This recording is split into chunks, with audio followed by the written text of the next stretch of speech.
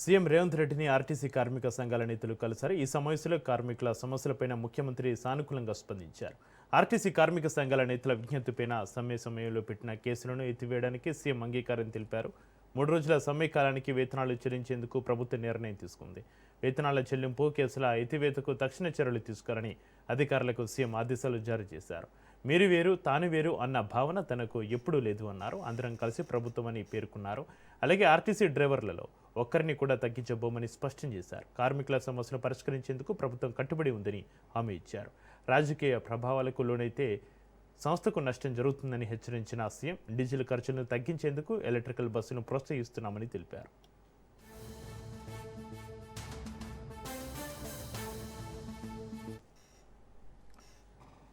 తుమ్మిడిహట్టి ప్రాజెక్టుపైన రాష్ట్ర ప్రభుత్వం దృష్టి సారించింది. ఈ అంశంపైన మంత్రి ఉత్తమ్ సమీక్ష సమావేశం నిర్వహించారు. 150 మీటర్ల ఎత్తుతో బ్యారేజీ నిర్మాణం లక్ష్యంగా ముందుకెళ్లాలని నిర్ణయం తీసుకున్నారు. మహారాష్ట్ర ప్రభుత్వంతో చర్చలను వేగవంతం చేయాలని ప్రభుత్వం స్పష్టం చేసింది. ఇక వచ్చే 15 రోజుల్లో సీఎం రేవంత్ మహారాష్ట్ర ముఖ్యమంత్రి దేవేంద్ర ఫడ్నవీస్ తోటి భేటీ అయ్యే అవకాశం ఉన్నట్లు తెలుస్తోంది. మొదట హెడ్ రెగ్యులేటర్ నిర్మాణంపైన దృష్టి సారించి ఆ తర్వాత నీటి తరలింపు విధానంపైన నిర్ణయం తీసుకున్నారు. శ్రీపాద ఎల్లంపల్లి ప్రాజెక్టుకు నీటి తరలింపుపైన ప్రాథమిక ప్రణాళికలు రూపొందుతున్నాయి.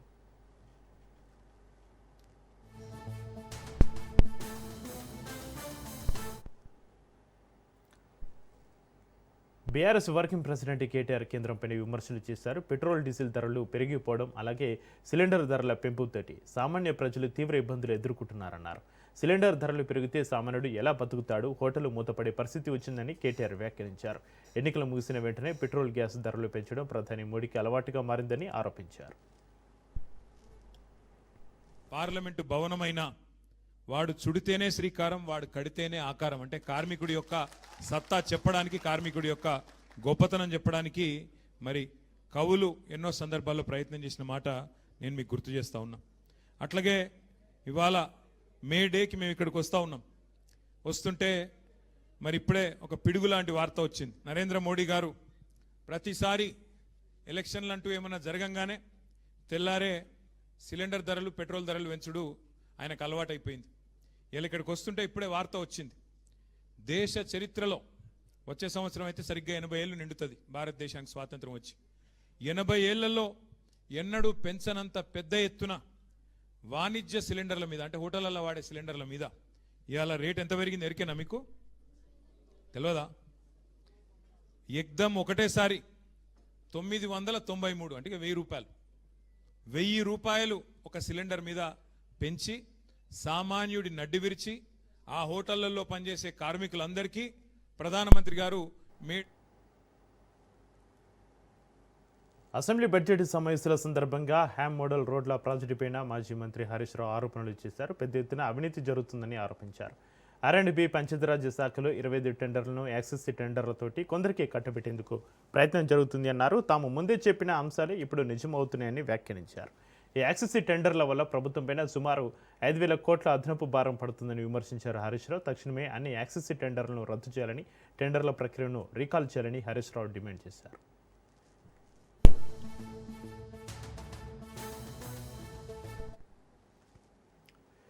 పెండింగ్లో ఉన్న కార్మికుల జీతాలను వెంటనే చెల్లించే విధంగా ప్రభుత్వం కృషి చేయాలని, దానికి సంబంధించిన జీవోను ముందుకు తీసుకెళ్లాలని ఎమ్మెల్సీ కోదండరాం కోరారు. ఈ మేరకు మేడే సందర్భంగా డిప్యూటీ మేయర్ శ్రీలత శోభన్ రెడ్డి ఆధ్వర్యంలో కార్మిక దినోత్సవానికి ఆయన ముఖ్య అతిథిగా హాజరై జెండా ఆవిష్కరించారు.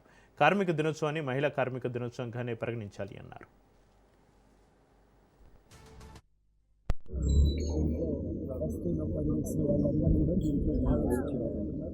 వారికి ముందుగా శుభాకాంక్షలు తెలియజేసి, మేడే వాస్తవానికి మహిళా కార్మికుల దినంగానే మొదలైంది. మొట్టమొదటి జరిగిన పోరాటాలన్నీ మహిళా కార్మికులకు కూడా సమాన అవకాశాల మీద కూడా విపరీతమైన శ్రమ దోపిడీని నుంచి వాళ్ళని కాపాడే లక్ష్యంతో ప్రారంభమై ఆ తర్వాత అది కార్మికులందరి దినంగా అది పరిణామం చెంది చివరికి ఇవాళ ప్రపంచంలో అంతటా కూడా కార్మికులు తమ హక్కుల కోసం, తమ హక్కుల పరిరక్షణ కోసం మేడే జరుపుకుంటా ఉన్నారు. మేడే సందర్భంగా ఇవాళ మరి కార్మికులకు శుభాకాంక్షలు తెలియజేయటమే కాదు, ఈ మేడే కార్మికుల యొక్క వాళ్ళ శ్రమ విలువను తెలియజేస్తుంది. మేడే అనేది కార్మికుల హక్కులకు గుర్తుగా ఇప్పటికీ ఇవాళ ఈ మేడే సందర్భంగా మనం కోరేది ఒకటే, మరి చాలా వరకు మన దగ్గర ఉన్న కార్మికుల జీతాలు పెండింగ్లో ఉంది, పెన్షనాల జీవో కూడా ఇంకా సవరించాలని, అతి త్వరలో ఆ జీవోను కూడా సవరించి కార్మికులందరికీ న్యాయం చేయాలని. తెలంగాణ డీజీపీగా సివి ఆనంద్ బాధ్యతలు స్వీకరించారు. డీజీపీ కార్యాలయానికి చేరుకున్న సివి ఆనంద్కు పండితులు పూర్ణ కుంభంతోటి స్వాగతం పలికారు. వేద మంత్రోచ్చారణల మధ్య పండితుల ఆశీర్వచనాలతోటి ఆయన తన కుర్చీలో ఆసీనులయ్యారు. బాధ్యతలు స్వీకరించే ముందు పోలీసు విభాగం నుంచి ఆయన గౌరవవందనం స్వీకరించారు. పోలీసు బలగాల క్రమశిక్షణ గౌరవానికి ప్రతీకగా ఈ కార్యక్రమం సాగింది.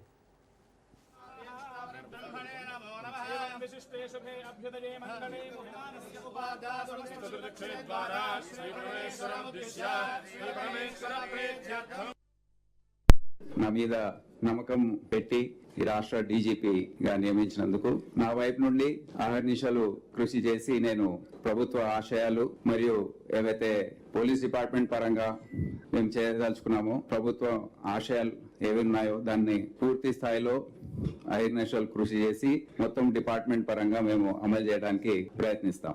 దేశంలోనే ఎప్పుడు కూడా #1 పోలీస్ అని పేరు తెచ్చుకుంది. అనేక రంగాల్లో విప్లవాత్మకమైన మార్పులు, ఇన్నోవేషన్స్ ఇవన్నీ కూడా చేయడంలో తెలంగాణ పోలీస్ కి ఒక బ్రాండ్ లాంటిది ఉంది. అదే స్థాయిలో అదే రీతిలో నా ఆధ్వర్యంలో డిపార్ట్మెంట్ అదే దిశలో పయనిస్తుంది. ఇంకా వేగంగా మార్పులు తీసుకురావడం, సాంకేతిక పరిజ్ఞానాన్ని వాడుకోవడం అనేది జరుగుతుందని మీకు తెలియజేస్తున్నాను. డ్యూటీ పరంగా ఏ పోలీస్ కైనా ఒకటి శాంతి భద్రతలు కాపాడడం, రెండవది నేర నియంత్రణ, నేర దర్యాప్తు. ఇవి ఏ పోలీస్ కూడా విస్మరించే అవకాశం ఉండదు. శాంతి భద్రతలు కాపాడడంలో తెలంగాణ పోలీస్ కి మంచి రికార్డు ఉంది. గత 3-4 సంవత్సరాల నుంచి కూడా మనం చూస్తున్నాం. అన్ని రకాలుగా ఏవైతే అజిటేషన్స్ కానివ్వండి, పండుగల సందర్భంగా బందోబస్తులు కానివ్వండి, ఇతర పెద్ద ఈవెంట్స్ ఏవైతే జరుగుతున్నాయో అన్ని కూడా రాష్ట్ర పోలీసు సమర్థవంతంగా ఎదుర్కొంటా ఉంది. ముఖ్యంగా ఏవైతే చిన్న చిన్న సమస్యలు వస్తాయో, మత సామరస్యం సంబంధించిన అంశాలు, ఇతర లా అండ్ ఆర్డర్ సమస్యలు ఏవైతే వస్తాయో అవి కూడా ఆఫీసర్స్ స్థాయిలో, జిల్లా స్థాయిలో వారు యాంటిసిపేట్ చేసి ఎప్పుడు కూడా ఏదైనా జరగకముందు దానికి కొన్ని సంకేతాలు వస్తుంటాయి. ఆఫీసర్స్ లో తేడా ఎక్కడ వస్తుందంటే కొంతమంది అధికారులు వాళ్ళు చాలా అలర్ట్ గా ఉంటారు. ఈ సంకేతాలు ఏవైతే వస్తున్నాయో, చిహ్నాలు ఏవైతే వస్తున్నాయో దాన్ని గుర్తించి ముందు జాగ్రత్తగా చర్యలు తీసుకుంటూ ఉంటారు. నా మీద నమ్మకం పెట్టి ఈ రాష్ట్ర డీజీపీగా నియమించినందుకు నా వైపు సీఎం చంద్రబాబు కృష్ణా జిల్లాలోని పడిమి ముక్కల ప్రాంతంలో పర్యటించారు. పేదల సేవల కార్యక్రమంలో పాల్గొన్నారు. పెన్షన్ల పంపిణీని భారంగా కాకుండా బాధ్యతగా భావిస్తున్నామని సీఎం తెలిపారు. ఏపీకి పురోవైభవం తీసుకురావాలని తాము హామీ ఇచ్చామని, ప్రజల సంతోషం చూసి తన కష్టాన్ని కూడా మర్చిపోతున్నానని సీఎం అన్నారు. కార్మికుల కోసం లేబర్ అడ్డాలు నిర్మిస్తున్నామని, వీటిని స్కిల్ డెవలప్మెంట్ సెంటర్లుగా అభివృద్ధి చేయాలని సూచించారు.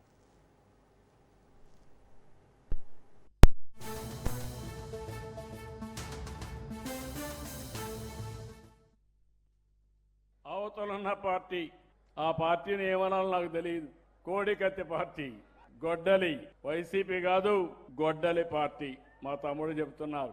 కానీ మీరందరూ ఒకటి గుర్తుపెట్టుకోవాల్సిన అవసరం ఉంది. నేరాలు చేసే ప్రవృత్తి ఉండే వ్యక్తులు రాజకీయాలకు పనికి రారు. అతనికి ఒక మానసిక సమస్య ఉంది. ఆ సమస్య అందరినీ మోసం చేయడం, అవకాశం ఇస్తే అందరినీ నాశనం చేయడం. 5 ఏళ్ళు ఏం జరిగిందో మీరు ఒక్కసారి ఆలోచించండి.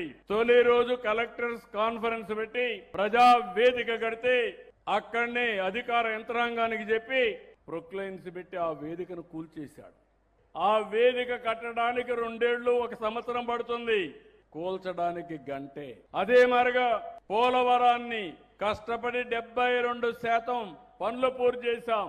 పోలవరం పూర్తయి ఉంటే ఈ రాష్ట్రానికి ఒక వరంగా తయారయ్యేది. అలాంటి ప్రాజెక్టు నాశనం చేశాడు. అమరావతి ప్రాజెక్టును మీరు గుర్తుపెట్టుకోవాలి. అలాంటి అమరావతిని ఎడారని, శ్మశానమని మొత్తం నాశనం చేసే పరిస్థితికి వచ్చారు. ఇవి చూసినప్పుడు నాకు చాలా బాధేస్తుంది. మేడే అంటే గుర్తొస్తుంది శ్రమ దోపిడీ జరగకూడదని. ఈరోజు నందమూరి తారక రామారావు గారికి జన్మ ఇచ్చిన స్థలం ఈ స్థలమే, ఈ ప్రాంతమే. తెలుగుదేశం పార్టీలో చక్రం పెట్టాడు. నాగలి పెట్టాడు. పేదవాళ్ళ కోసం ఆ రోజే గుడిసె కూడా పెట్టి, ఇల్లు పెట్టి ఎంబ్లమ్నే డిసైడ్ చేశారు. దేశంలో ఉండే కష్టజీవులందరికీ మనస్ఫూర్తిగా మేడే శుభాకాంక్షలు తెలియజేస్తున్నా. 2721 కోట్లు మీకోసం రెడీగా పెడితే తప్ప ఆ రోజు మొదటి తారీఖు గడవదు. ఆ విషయం మీరు గుర్తుపెట్టుకోవాల్సిన అవసరం ఉంది. కష్టాలున్నాయి, దేశంలో ఎక్కడా లేదు. సంవత్సరానికి 33,000 కోట్ల రూపాయలు ఖర్చు పెట్టి ఏకైక ప్రభుత్వం భారతదేశంలో. అంతేకాదు, అతిపెద్ద డీబీటీ ప్రోగ్రాం. పేదల సేవలో చిత్తశుద్ధితోటి ప్రభుత్వం కార్యక్రమాలు నిర్వహిస్తుందన్నారు మంత్రి పార్థసారథి. ఈ సందర్భంగా ప్రతిపక్షంపైనే తీవ్ర విమర్శలు గుప్పించారు. వైసీపీ గోబల్స్ తరహాలో అబద్ధాలు ప్రచారం చేస్తుందని ఆరోపించారు. రాష్ట్రంలో ఏ గ్రామానికైనా వస్తామని, తమ కంటే ఎక్కువ సంక్షేమం చేస్తామని నిరూపించే ధైర్యం ఉందా అంటూ సవాల్ విసిరారు. ప్రతి నెల 1వ తారీఖున ముఖ్యమంత్రి గారు ఇది ఒక ప్రత్యేకమైన కార్యక్రమంగా పెట్టుకుని ఆయన చేతుల మీద కూడా పేదవాళ్ళకి ఈ పెన్షన్ పంపిణీ చేసే కార్యక్రమం చేస్తున్నారంటే దీన్ని ఎంత చిత్తశుద్ధితో ఈ ప్రభుత్వం అమలు చేస్తుందో అర్థం చేసుకోవాలని చెప్పేసి మనం చేస్తాం. ఒకవేళ 1వ తారీఖు హాలిడే అయితే దాన్ని పోస్ట్ పోన్ చేసి 2వ తారీఖు ఇద్దామా, 3వ తారీఖు ఇద్దామా అని ఆలోచించుకోకుండా ముందే 31 ఇద్దామా, 35వ తారీఖు ఇద్దామా అని ఆలోచిస్తుందంటే ఈ ప్రభుత్వం యొక్క చిత్తశుద్ధి దీంట్లో అర్థం చేసుకోవాలని చెప్పేసి మనం చేస్తాం. పేదల రాజధాని కోసం ప్రజాధనాన్ని దుర్వినియోగం చేస్తున్నారన్నారు వైసీపీ స్టేట్ కోఆర్డినేటర్ సజ్జల రామకృష్ణారెడ్డి. 20,000 కోట్లతోటి రాజధాని నిర్మాణం చేయవచ్చన్నారు. మావిగన్ ప్రతిపాదనపైన ట్రోల్స్ చేస్తున్నారని, అమరావతి నిర్మాణాల అంచనాలను భారీగా పెంచుతున్నారని విమర్శించారు. అసెంబ్లీకి అద్దెల కోసం 800 కోట్లు ఖర్చు చేస్తారా అని ప్రశ్నించారు. టెండర్లకు కేబినెట్ అప్రూవల్ ఎందుకు అన్నారు. విజయవాడ, గుంటూరు అయితే నీ దోపిడీకి అడ్డుకట్టబడుతుంది, చంద్రబాబు గారి దోపిడీకి అడ్డుకట్టబడుతుంది, లక్షల కోట్లలో 20%తో మంచి నగరం తయారవుతుంది, పోర్ట్ సిటీ కూడా అవుతుంది మచిలీపట్నం కలిస్తే అని ప్రతిపాదన చేసినప్పుడు ఒక్కసారిగా ఎక్కడ లేని ఇదంతా చూపిస్తూ విరుచుకుపడి ఒక వారం రోజులు అటువైపు, ఎందుకంటే దాని మీద ఆశలు పెట్టుకున్న శక్తులన్నీ చంద్రబాబు గారి దోపిడీలో భాగస్వాములందరూ, అది మీడియా రూపంలో ఉండొచ్చు, ఇన్ఫ్లుయెన్సర్స్ రూపంలో ఉండొచ్చు, అలాగే భ్రమలు ఉన్నవాళ్ళు కూడా ఏదో అంతా ఆకాశం బద్దలైపోయింది అన్నట్టు అన్నవాళ్ళు తర్వాత లేదు ఇందులో ఒక వాస్తవం ఉంది అని ఒక సెన్సిబుల్ డిస్కషన్ మొదలైంది. కరెక్టే కదా ఈయన చెప్పే దాంట్లో, ఇది ఖర్చు తక్కువ అవుతుంది, డెవలప్మెంట్ ఫాస్ట్ అవుతుంది అని ఆ రోజు అనుకుంటే అది కొద్ది రోజులు అయ్యేసరికి దీన్ని తట్టుకోలేక అది ఎప్పుడైతే గ్రౌండ్ గెయిన్ అవుతూ ప్రజల్లో అది బాగా పోతూ ఎందుకు లక్షల కోట్లు వృధా చేస్తావు చంద్రబాబు గారు, 10-20 వేల కోట్లతోనే మంచి రాజధాని తయారవుతుంది. ఆ రోజు జగన్మోహన్ రెడ్డి గారు అప్పుడున్న పరిస్థితిలో మేము ప్రభుత్వంలో ఉన్నాం కాబట్టి రెడీగా ప్లగ్ అండ్ ప్లే లాగా అవకాశం ఉన్న వైజాగ్ అనుకున్నారు. ఇప్పుడు ఎలాగో నువ్వు వచ్చినావు, నెక్స్ట్ 3 ఏళ్ళు నువ్వు ఉంటావు కాబట్టి, అంటే చంద్రబాబు గారు ఉంటారు కాబట్టి, నువ్వు వద్దన్నా 1000 కోట్లు ఆడ కుమ్మరిస్తావు కాబట్టి అదేదో ఇమ్మీడియట్ స్టాప్ చేసి ఇటు పక్కకు వస్తే తక్కువతో అయిపోతుందని ఒక ఆచరణాత్మకమైన ప్రజల సొమ్మును జాగ్రత్తగా వాడాలనుకునే ఒక పాలకుడు చేయాల్సిన పని గురించి గుర్తు చేశారు జగన్మోహన్ రెడ్డి గారు. ఫాలో కాండి అని కూడా అందరూ చెప్పారు. అది ఎక్కడ గెయిన్ అవుతుండే కొద్దీ తట్టుకోలేక మీరందరూ గమనించారు. బహుశా వారం 10 రోజులు తిట్టకుండా రోజు జగన్మోహన్ రెడ్డి గారిని కానీ వైఎస్ఆర్సీపీని కానీ. నంద్యాలలో మాజీ మంత్రి అంబటి రాంబాబు రాష్ట్ర ప్రభుత్వంపైన తీవ్ర విమర్శలు గుప్పించారు. అమరావతి నిర్మాణం, పెట్రోల్ కొరత మరియు వైసీపీ నేతలపైన కేసుల విషయంలో సీఎం చంద్రబాబు ప్రభుత్వం తప్పుదోవ పడుతుందని ఆరోపించారు. వైసీపీ నేతలపైన తప్పుడు కేసులు నమోదు చేస్తున్నారని, పోలీసులు అధికార పార్టీ ఒత్తిడితోటి వ్యవహరిస్తున్నారని ఆయన అన్నారు. అనేటువంటి ప్రయత్నం పెద్ద ఎత్తున జరుగుతా ఉంది. ముఖ్యంగా డిఫాక్టో సీఎం గా ఉన్నటువంటి నారా లోకేష్ గారు ఇదే పనిగా ఉన్నారు. పోలీస్ వ్యవస్థను ఉపయోగించి వైఎస్ఆర్ కాంగ్రెస్ పార్టీ నాయకుల్ని, సోషల్ మీడియాలో పనిచేస్తున్నటువంటి వ్యక్తుల మీద తప్పుడు కేసులు పెట్టి వేధించాలనేటువంటి ప్రయత్నం చేస్తున్నారు. నేను మీకు ఒక ఉదాహరణ చెప్తాను. నేను జనవరి 31వ తారీఖున చంద్రబాబు నాయుడు గారిని దూషించానని, అనరాని మాటలు అన్నానని నా మీద కేసు పెట్టారు. చిత్రం ఒక కేసు కాదు, 36 కేసులు పెట్టారు. మళ్ళా దానితో పాటు నిన్న పులివెందుల్లో ఒకటి, వేంపల్లిలో ఒకటి 2 పెట్టారు. దానికి విచారణకు వెళ్లి నిన్న హాజరై వచ్చారు. ఇంకొక విషయం చెప్పాలి మీకు. పూడి శ్రీహరి వైఎస్ఆర్ కాంగ్రెస్ పార్టీ మీడియా ఇన్ఛార్జిగా ఉన్నటువంటి వ్యక్తి, పార్టీ జనరల్ సెక్రటరీ, ఆయన ఒకసారి అరెస్ట్ చేశారు. దేనికి అరెస్ట్ చేశారంటే చంద్రబాబు నాయుడు గారి మీద పోస్ట్ పెట్టారని అరెస్ట్ చేస్తే కోర్టు వారు బెయిల్ ఇచ్చారు. హైకోర్టుకి వెళ్ళారు. హైకోర్టులో బెయిల్ స్టే చేసినట్టుగా చెప్పారు. గుంటూరు ఇవాళ కోర్టులో హాజరుపరిచారు. ఇప్పుడు అక్కడ విచారణ జరుగుతూ ఉంది. ఇంకో కామెడీ చెప్తా, పూడి శ్రీహరిని హాస్పిటల్కి ఎగ్జామినేషన్ తీసుకెళ్ళడానికి ఆటోలో తీసుకెళ్లారు. ఆటోలో తీసుకెళ్లి మళ్ళీ అక్కడి నుంచి కోర్టుకు తీసుకురావడానికి జీపులో వెనక సీట్లో కూర్చోబెట్టారు. అంటే మానసికంగా హింసించాలి అనేటువంటి ఒక ప్రయత్నం. అర్థమవుతుంది కదా అందరికీ. నన్ను అదే విధంగా మానసికంగా హింసించాలని, పూడి శ్రీహరిని అదే విధంగా మానసికంగా హింసించాలని ప్రయత్నం చేస్తున్నారు పోలీసు వారు. నేను పోలీసు వారికి చెప్తున్నా, అయ్యా ప్రభుత్వాలు మైక్రో ఫైనాన్స్ కేసులో కీలక పరిణామాలు వెలుగులోకి వస్తున్నాయి. ఈ కేసును సమగ్రంగా పరిశీలిస్తామని డీజీపీ సివి ఆనంద్ స్పష్టం చేశారు. దర్యాప్తులో భాగంగా గాయని మంగ్లీ కుటుంబంపై కూడా పోలీసుల దృష్టి పడినట్లుగా తెలుస్తోంది. మంగ్లీ సోదరుడు శివ చౌహాన్ బ్యాంకు ఖాతాలపైన ప్రత్యేకంగా విచారణ కొనసాగుతుంది. రమావతి మధు ఖాతా నుంచి శివ చౌహాన్కు 3 సార్లు డబ్బులు బదిలీ అయినట్లుగా గుర్తించిన అధికారులు ఆ డబ్బులు జమైన వెంటనే విత్డ్రా చేసినట్లుగా కూడా గుర్తించారు.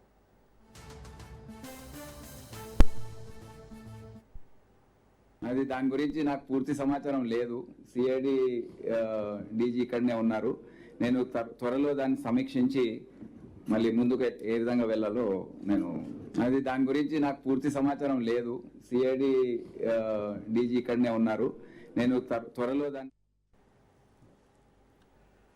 ట్రాఫిక్ పెయింటింగ్ ఛాలెంజ్ల వ్యవహారంపై తెలంగాణ హైకోర్టు కీలక ఆదేశాలు జారీ చేసింది. ఈ కేసులో డీజీపీ సివి ఆనంద్, మాజీ DGP Shivadhar Reddy, traffic joint CP జేలు డేవిస్కు కోర్టు ధిక్కరణ నోటీసులు జారీ అయ్యాయి. హోంశాఖ సెక్రటరీ, డీజీపీ, ట్రాఫిక్ అదనపు సిపితో పాటుగా రవాణా శాఖ కమిషనర్లను ప్రతివాదులుగా చర్చించి జనవరి 25న హైకోర్టు ఇచ్చిన ఉత్తర్వుల ప్రకారం పెండింగ్ ఛాలెంజ్లు ఉన్నప్పటికీ వాహనాలను సీజ్ చేయవద్దని స్పష్టం చేసింది. మల్లికార్జున అనే వ్యక్తి బైక్ను పోలీసులు సీజ్ చేయడంతో ఈ వ్యవహారం కోర్టు ముందుకు వచ్చింది.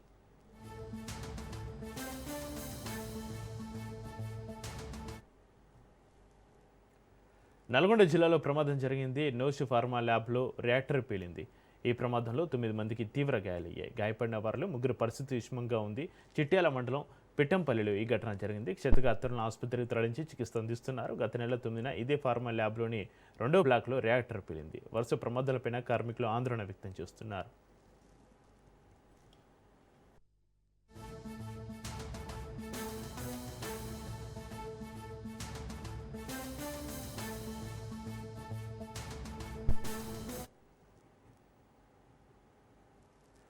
హైదరాబాద్ బాజుపల్లిలో సంచలనం రేపిన సాఫ్ట్వేర్ ఇంజనీర్ సీతారాం సూసైడ్ కేసులో కొత్త ట్విస్ట్ వెలుగులోకి వచ్చింది.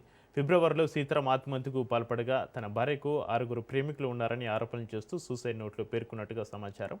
సీతారాం మృతి తర్వాత కేవలం 4 రోజులు గడవక ముందే మార్చిలో అతని భార్య రేణుక మరో వివాహం చేసుకోవడం అనుమానాలకు తావిస్తుంది. ఆమె తన మాజీ ప్రియుడు రమణారెడ్డిని వివాహం చేసుకున్నట్టుగా పోలీసులు వెల్లడించారు. రేణుకతో పాటుగా రమణారెడ్డిని అరెస్టు చేశారు. ప్రస్తుతం వారిని విచారిస్తున్న పోలీసులు ఈ ఘటనలో మరిన్ని కోణాలను వెలికితీసే ప్రయత్నం చేస్తున్నారు.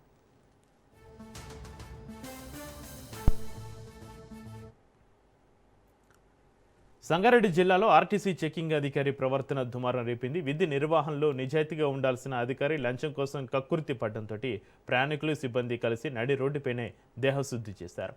హైదరాబాద్ నుంచి నారాయణఖేడ్ వెళ్తున్న ఆర్టీసీ బస్సులో టికెట్ చెకింగ్ సమయంలో వివాదం హింసకు దారితీసింది. రాయకోడి సమీపంలో ఆర్టీసీ బస్సును ఆపిన ఇన్స్పెక్షన్ టీం టికెట్ లేకుండా ప్రయాణిస్తున్న ఒక వ్యక్తిని గుర్తించింది. ప్రయాణికుడితో పాటు కండక్టర్ పైన కూడా కేసు నమోదు చేయకుండా ఉండేందుకు 20,000 లంచం అడిగినట్టుగా తెలుస్తుంది. లంచం అడిగిన అధికారిపైన ఆగ్రహం వ్యక్తం చేసిన కండక్టర్ చెప్పుతోటి దాడికి పాల్పడ్డాడు.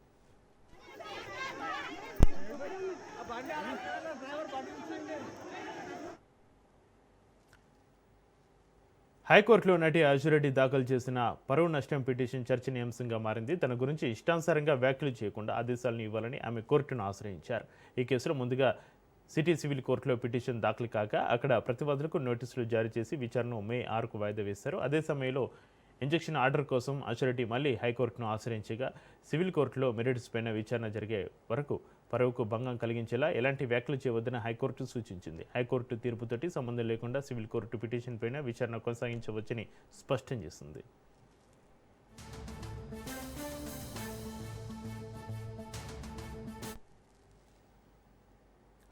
పశ్చిమ బెంగాల్ రాజకీయాల్లో కీలక పరిణామం చోటు చేసుకుంది. సీఎం మమతా బెనర్జీ సంచలన నిర్ణయం తీసుకున్నారు. సీఎం అధికారిక బంగ్లాను ఖాళీ చేసిన మమతా బెనర్జీ భవానీపూర్ ప్రాంతంలోని అద్దె ఫ్లాట్కు మారుతున్నారని తెలుస్తుంది. ఈ ఫ్లాట్ సీఎం అధికారిక నివాసానికి సుమారు 10 కిలోమీటర్ల దూరంలో ఉంది. కౌంటింగ్ వరకు భవానీపూర్లోనే ఉండాలని నిర్ణయించినట్లుగా సమాచారం. ఓట్ల లెక్కింపు సమయంలో అవకతవకలు జరగవచ్చన్న అనుమానాల నేపథ్యంలో స్ట్రాంగ్ రూమ్స్ను తరచూ తనిఖీ చేయనున్నారు. ఇక ఈ నిర్ణయంపైన బీజేపీ విమర్శలు గుప్పించింది. ముందే అధికారిక నివాసం ఖాళీ చేయడం ఓటమి భయానికి సంకేతమని వ్యాఖ్యానించింది.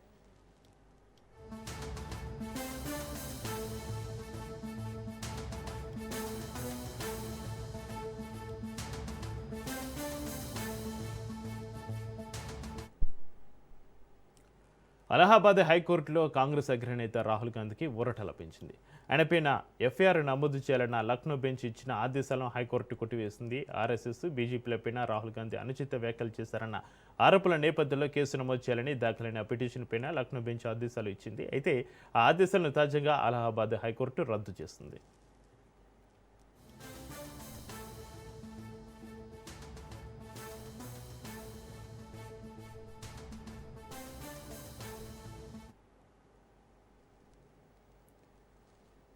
కమర్షియల్ గ్యాస్ సిలిండర్ ధరలు భారీగా పెరిగాయి. 19 కిలోల వాణిజ్య సిలిండర్ పైన ఏకంగా 993 పెంపు ప్రకటించిన కేంద్ర ప్రభుత్వం కొత్త ధరలను అమల్లోకి తీసుకొచ్చింది. తాజా పెంపుతోటి ఢిల్లీలో ఒక కమర్షియల్ సిలిండర్ ధర 3071కి చేరింది. హైదరాబాద్లో ఆ ధర 3315 రూపాయలకు చేరింది.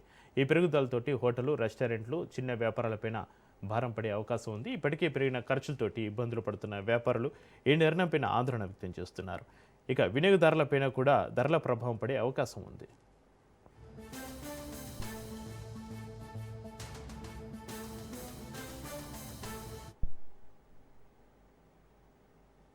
చెన్నైలో విషాదకర ఘటన ఒకటి చోటు చేసుకుంది. శ్రీ సాయి సిల్క్స్ యజమాని నాగలక్ష్మి దారుణ హత్యకు గురైన ఘటన సంచలనం సృష్టిస్తుంది.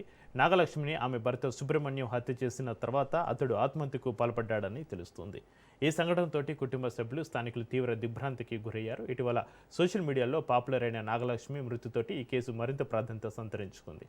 అసలు ఈ ఘటనకు దారితీసిన కారణాలేంటి అనే కోణంలో పోలీసులు లోతుగా దర్యాప్తు చేస్తున్నారు.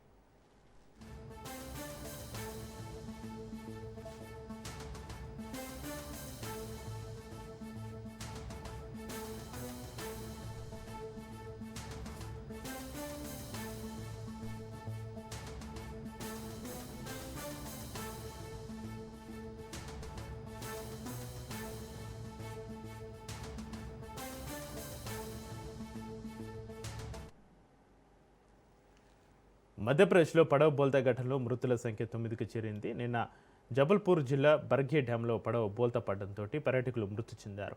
ప్రమాదం జరిగిన సమయంలో పడవలో 40 మంది పర్యాటకులు ఉన్నారని అధికారులు తెలిపారు. విషయం తెలుసుకున్న రెస్క్యూ సిబ్బంది అక్కడికి చేరుకుని 18 మందిని కాపాడారు. గల్లంతైన వారి కోసం గాలింపు చర్యలు చేపట్టారు. మృతుల సంఖ్య మరింత పెరిగే అవకాశం ఉంది.